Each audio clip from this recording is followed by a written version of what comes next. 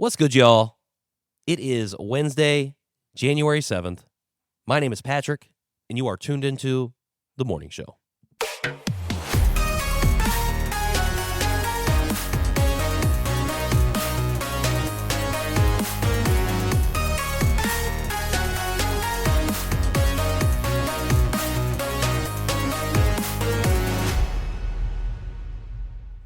Shout out to whoever is running the Indiana House Democrats' social media, specifically their Threads account, because yesterday they posted a thing that I am going to be talking about right now. So, yesterday in the Indiana Capital Chronicle, it was reported by Leslie Bonilla Muniz that INDOT, the Indiana Department of Transportation, would be canceling and postponing a lot more projects this year. This comes on the heels of 2025, so about a year ago, same time, when INDOT came to the State House and said they were canceling or postponing 300 projects across the state. Adam Wainscott, legislative director for INDOT, came to this year's Roads and Transportation Committee hearing and cited funding constraints as the reason for having to pull back on a lot of these projects. Among the projects that will be most impacted, the priority initiatives that INDOT has laid out themselves, like ClearPath 465 and Revive I-70, will be among the most trimmed areas.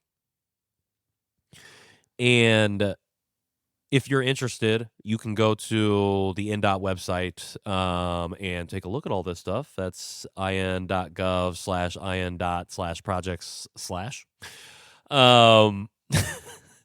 You can take a look. And I will say that the website is fairly well organized in terms of how you can pull up information on some of the things that are happening here. But with that in mind, there is one particular priority which is getting bumped up to the top of the list as we start to scale back on a lot of the other priorities. And that is the Mid-States Corridor. Why is this important? Why are we even talking about this particular project? Well, one, this project is expensive. It'll take roughly $1 billion to complete. According to INDOT, the project itself is meant to better link State Road 66 to Interstate 69 in southern Indiana. So, on its face, that doesn't sound bad. Sounds like, hey, great, let's build some roads and get people connected to different things that they need to be connected to. And when you read between the lines of the article of the project proposal on the INDOT website, and you take a look at, like, what are some of the towns, what are some of the cities in southern Indiana that might benefit from this project? One of those towns is Jasper, Indiana. So, let's play a little game. Who in our state government is from the city of Jasper? I was a big Jeopardy guy growing up. The answer is, who is Governor Mike Braun? You may remember that after he was sworn into office, he had a helipad built at his Jasper home so he could fly to and from Indianapolis in a helicopter.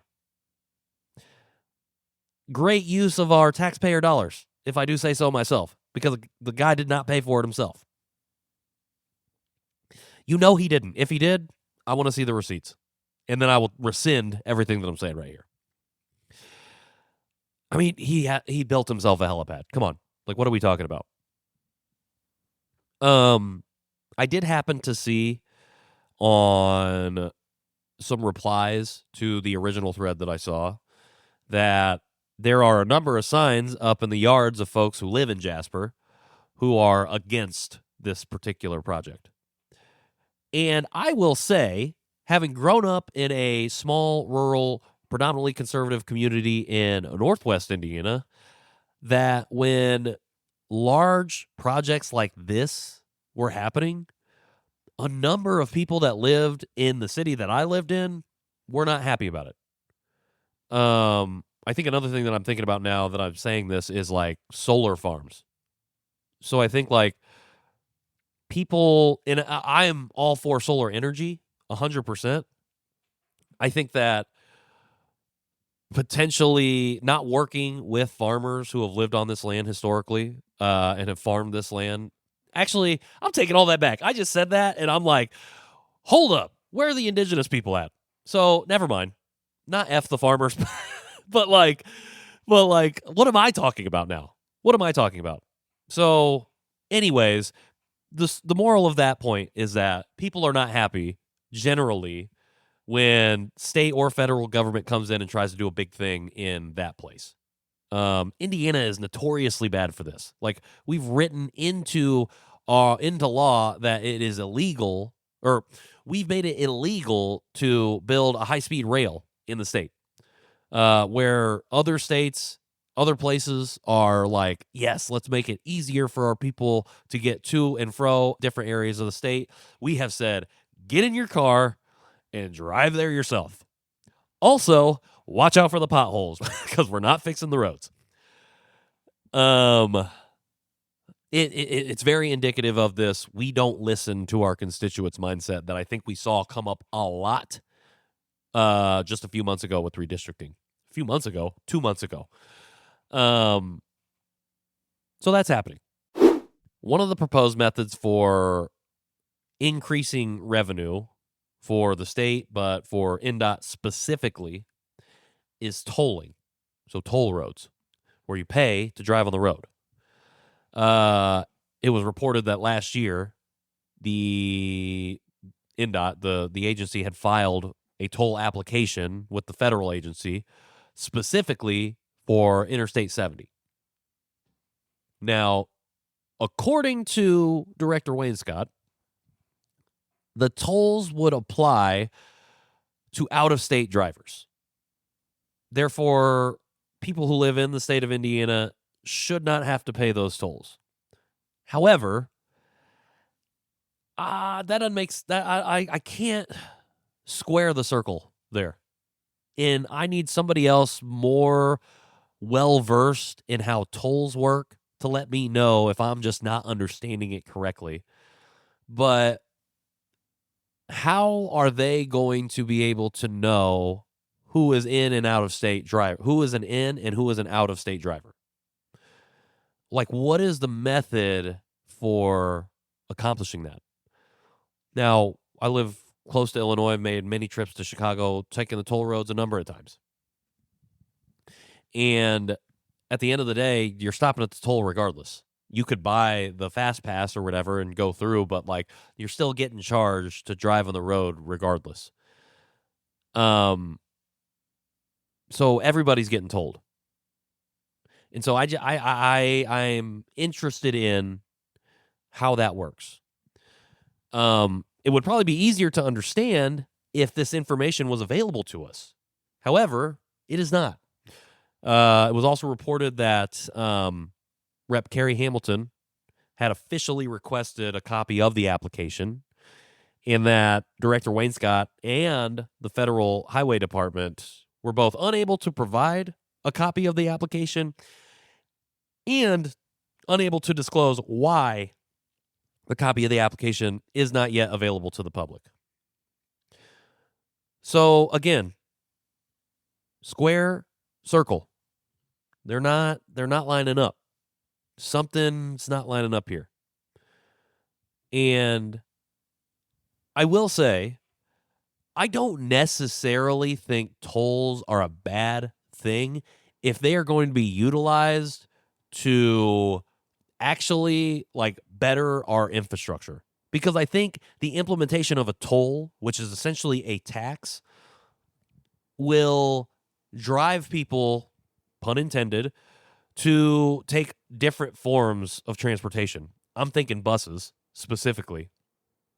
And I mean, that's a good thing, right? When people are utilizing and maximizing the public transportation available to them, because then there is additional revenue generated from the public transportation system.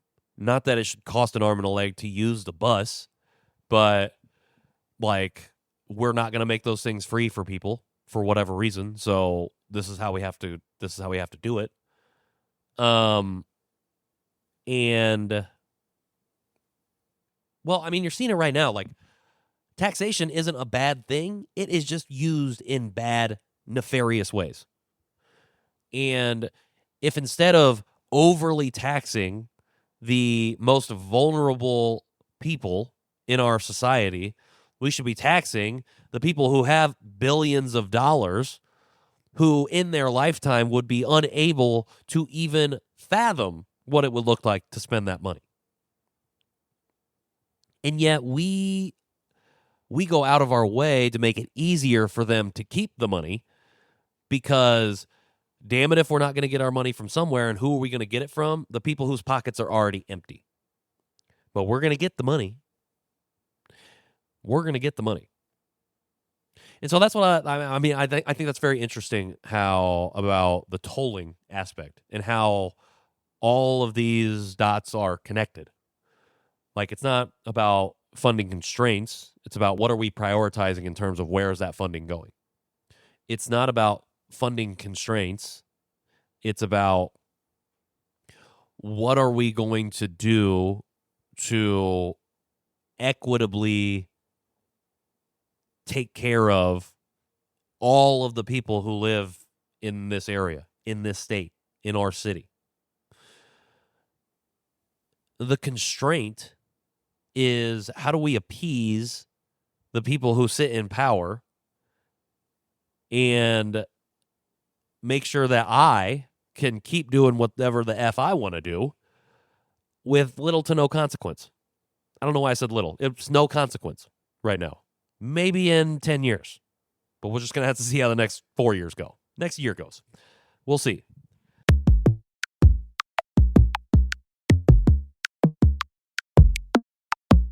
The other aspect of all of this, and something that I'm going to talk about soon, is affordability. So I just kind of like ranted about it, but just to say it again, like, I do think it's interesting how we are trying to make this mid-state corridor thing happen at the expense of over 300 other projects in the state, and that we are doing this to the tune of $1 billion, or trying to do this to the tune of $1 billion, when we've just watched. I mean, I literally just paid my health insurance, and I saw it went from what it was to $500 more. Like, I'm seeing that. I literally just saw it today. So I also pay my childcare bill that we pay weekly, which is a lot of money. And I mean, I'm complaining about it, and I have a lot of privilege to be able to take care of some of this stuff. And so I really want to talk about affordability a lot this year, because I think like this has to be a top 5 priority all the time. Because if it's not, this is how we end up in a situation where we're literally having working class families, people in low income situations, dying on hills for Elon Musk and for other billionaires. For what reason?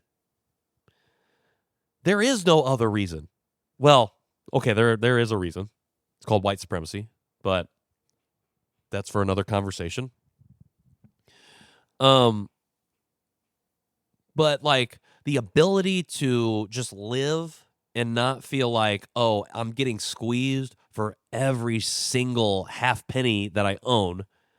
And I also have a kid. I also have to work 4 jobs in order to make sure my kid can go to daycare, go to preschool, go to kindergarten, wherever it may be, and make sure that they can live a full life. They can eat food. They have a roof over their head.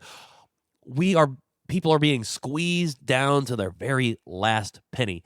They don't even make pennies anymore.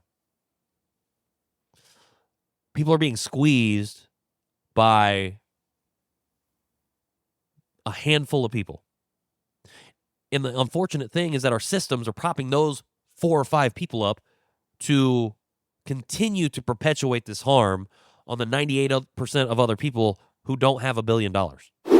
So you probably didn't think this is where this episode was going to wrap up, but I think looking at our infrastructure crisis, looking at our affordability crisis in Indiana, but across the country, is a big indicator, at least to me, of one of the massive major problems with capitalism.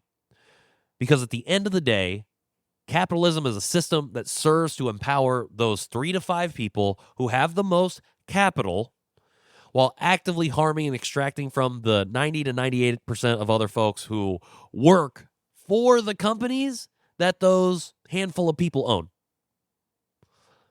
That's we are being squeezed by the people that we have to work for, not only by the government that is supposed to be serving us, but by the people that we have to go to work for in order to pay the government so that we can live. The math does not math. The square does not fit in the circle. Look no further than the federal minimum wage, but specifically Indiana's minimum wage.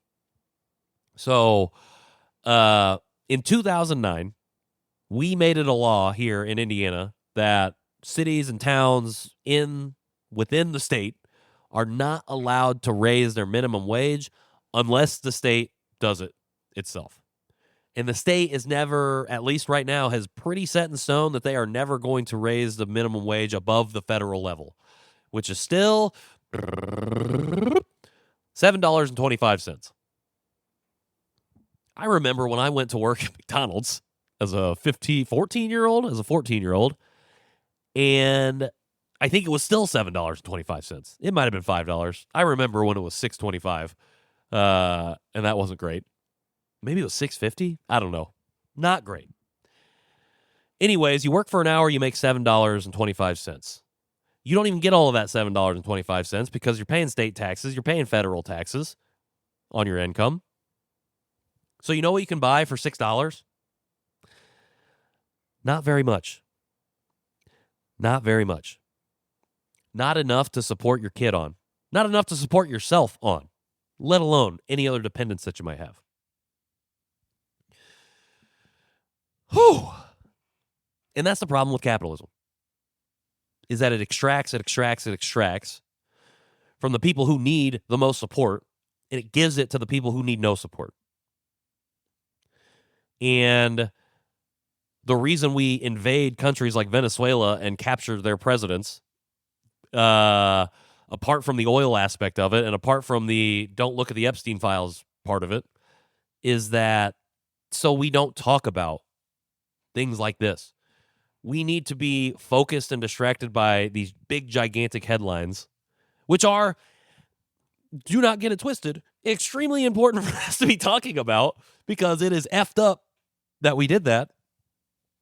And it's also to get us to stop talking about these other things, especially the things that are affecting us every single day. And I'm not saying that the capture of the invasion and the capture of a president of another country is not going to affect our day-to-day. I'm saying that those things have happened historically in the past, and those actions have not changed what happens at a state level to impact the families that live there. So I am going to keep talking about this because it's that goddamn important. And one of the things that I'm hoping to do here over the next couple weeks is have a few experts on, a few correspondents maybe, to cover some things in the affordability conversation, like childcare, like housing, like education. So if you're listening to this and you're one of those people and you're interested, drop me a line. Let's make this happen. I want to keep having these conversations. I'm going to keep having them regardless. I'll keep doing my own research, and I want to have those conversations with y'all. I want to get your voice amplified, and if you're an expert or working in one of these areas, or you got a thing to say, let's say it. Let's do it. Thank you to everybody who has been tuning in, listening to the show. Thanks to everybody who's been reading the essays and stuff that I've been writing too. That means a lot. If you haven't listened to episode 10 that dropped on Monday, that is, I think, one of the best solo podcast episodes I've ever done. So tap into that. I talk about the 3 things that I'm prioritizing this year in the year 2026.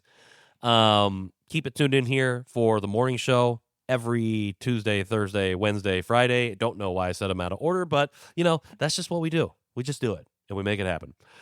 Going to have a really cool conversation for episode 11 next Monday. Adoptees, if you are interested in my stuff, that's going to be one you're not going to want to miss. And yeah, stay safe out there. My name is Pat. If you enjoyed this episode today, if you've enjoyed any of the episodes, I'd love it if you could go back and leave like a like or a heart or a thumbs up, whatever that might be.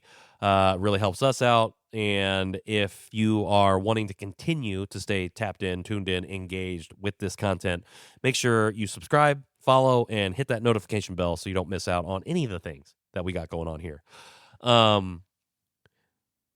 Yeah. So again, be safe. Thanks for being here. I have been Patrick Armstrong. This has been The Morning Show. And until tomorrow,